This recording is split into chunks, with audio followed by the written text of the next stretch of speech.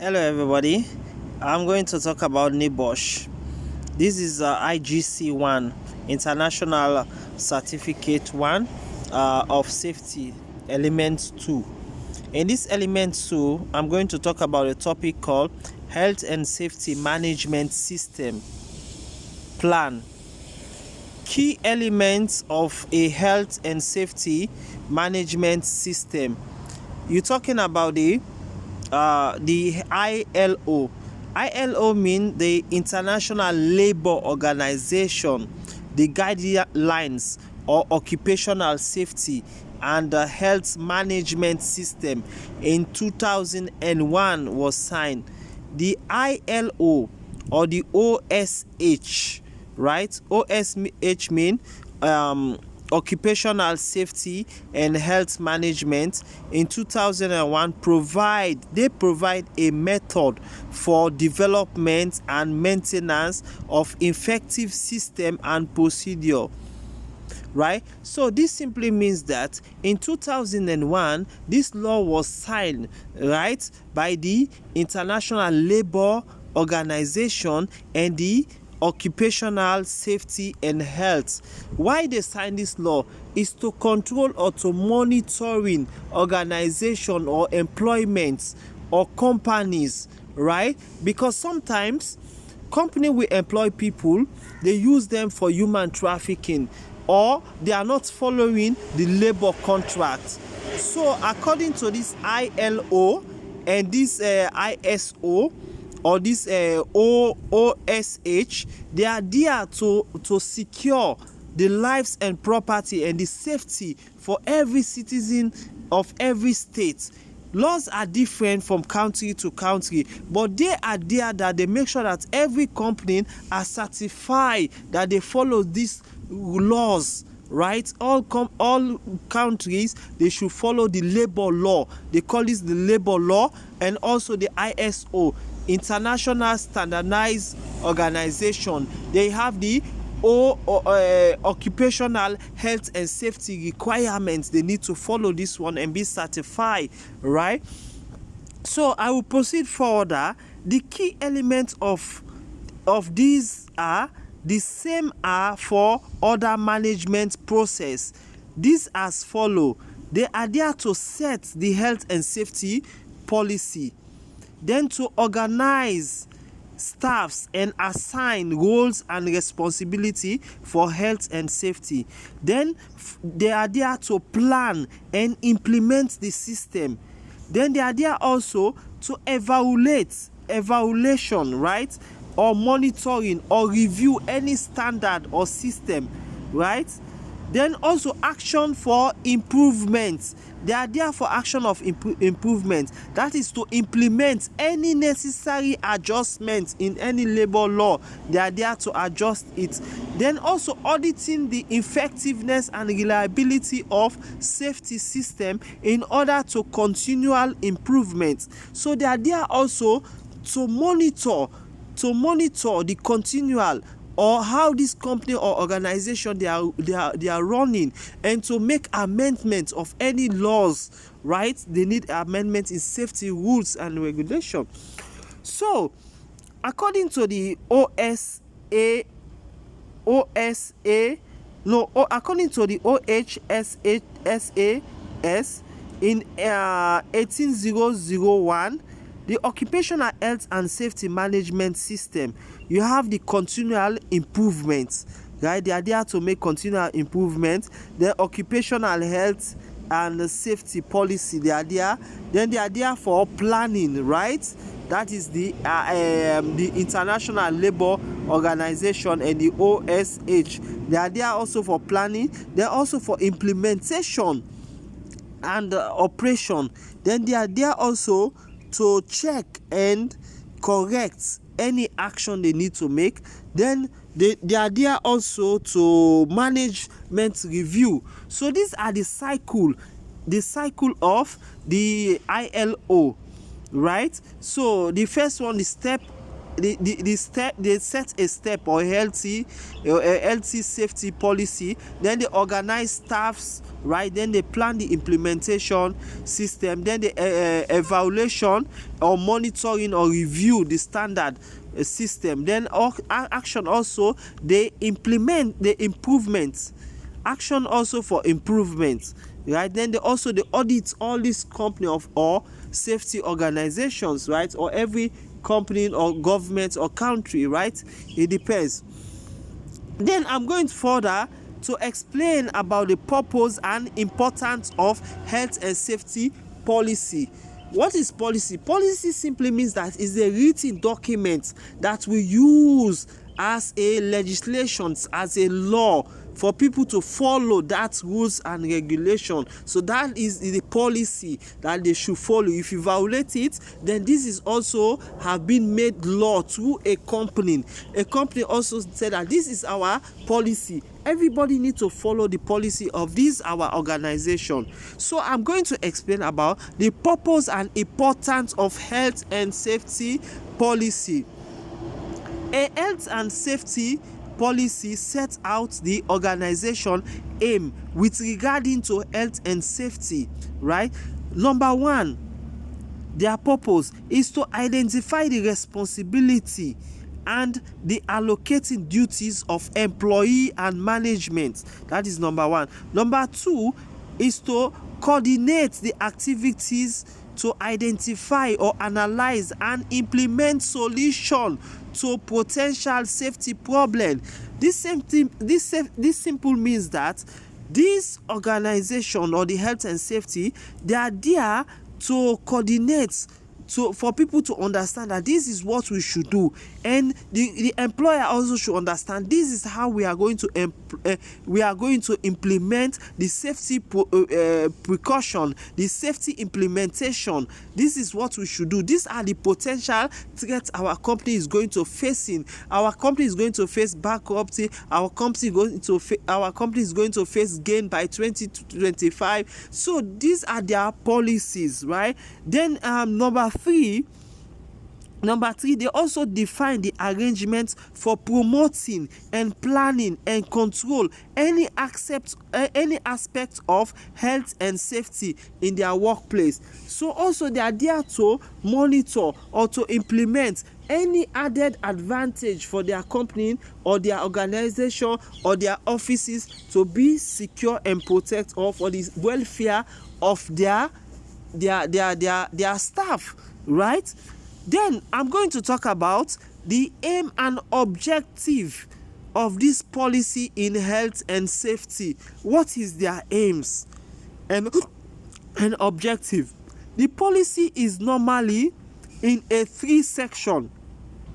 I'm going to explain this. The policy are in 3 sections. First, you have the general statement of intent. That is the policy statement. The policy statement, that is number 1. This is set out the organization or the community or the commitment and the overall approach to health and safety, and spell out the main objective and the measurable targets for health and safety performance. This statement of intent should be signed by the Chief Executive Officer, Managing Director. Performance should related to the target may be compared with previous performance or the industry as a whole. Example, the benchmark, right? Then benchmark is the process of identifying and learning from the practice. Benchmark are performance targets that reflect the best practice and allow comparison to be made, right? Objective targets should also be called SMART. This SMART simply means that it refers to the idea. What is SMART? SMART means specific, measurable, achievable, reasonable, and time bound. What is specific here? Specific means that this general statement should be clear that staff should not do this thing, they should not do this one. They should be specific on their policy. Then measurable, they should make sure that the laws that they are putting, everybody will be able to undergo. It will not serve as a against their humanitarian rights. That is measurable, that they will be able to do the thing company asks them to do, the policy, right? That is measurable. It is possible to measure the achievement or towards the targets, usually by quantity or the objective.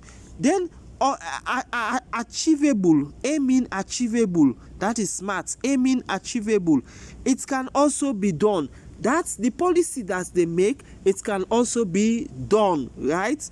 Then reasonable, the policy that they make should also be reasonable. It should not be against human rights. Within, reasonable means in this context that within the time scale setting with the resources allocated. So that simply means that reasonable means that companies should provide the facility, or they should have the resources, right? If they say that everybody needs to go to this particular facility to get water, right, they should provide a good cleaning water for the people. So that means they should be reasonable. That's the policy. Then time bound means that a deadline. They should have a deadline, that if they know that your job is between 8 o'clock to 5 o'clock in the evening, they should have a limited time that is supposed to work. You should not exceed that time. So that's what they mean by smart in this context. Smart, that is SMART, specific, measurable, achievable, reasonable, and time bound. Then in this topic also, general statement intent, that is number 1. We're talking about when setting an health and safety objective, consideration should also be given. When you set an health and safety policy, consideration should also be given. What are the consideration? A, who is going to set the objective? B, how objective will be set at each function level? C, level, legal and other requirements. D, hazard and risks. The hazard and risks. F, that is technology and option. Then you have financial, optional and business requirements. Then H mean view of interest or properties or parties. You have to view of the interest of the parties. Then point number 2, we're talking about organization. Before I talk about the aims and objectives, there are key aims and objectives. Number 1, I talk about general statement of intent. Then number 2, organization. Organization means that this section is specific. The roles and responsibility of an employee and the management, their accountability, the chain of command and communication, and the operation duty in terms of health and safety. That the company should be organized in terms of their roles and responsibility in executing the health and safety laws or policy. Then arrangements. Number 3 is arrangements. Arrangements, this section explains the general arrangements that exist to manage the health and safety, and specific arrangements to deal with the particular risks, whilst ensuring the aims of this policy or the statements are met. So this simply means that this company should make sure that every risk they are about to facing, they should make it known. They should make an arrangement how to solve these risks. How they can make these arrangements? You have this one. They have to plan health and safety measure using a risk assessment. Then they have to develop a safety system of working and permit to work, right? Like in every workplace, before people do any hot work or works that is risky, they should have a working permit, right? Before they have to have authorization before they do that work. So if people are not supposed to be in that area, they should try to remove those people, right? Then also implementing staff consultation and communication mechanism. So mechanism in this arrangement, mechanism or implementation should also be there, right? Communication. Then they should monitor compliance and assess the effectiveness through active and reactive monitoring method, right? So in this arrangement, companies should have their monitoring system or compliance. Everybody complain, then everybody should comply with the rules and regulation to help people if they want to do some certain job or health and safety policy for that facility or that community to be safe, so that people, they will arrange that people will know how to follow these rules, right? I'm going to talk about reviewing of health and safety policy, how they can review the health and safety policy.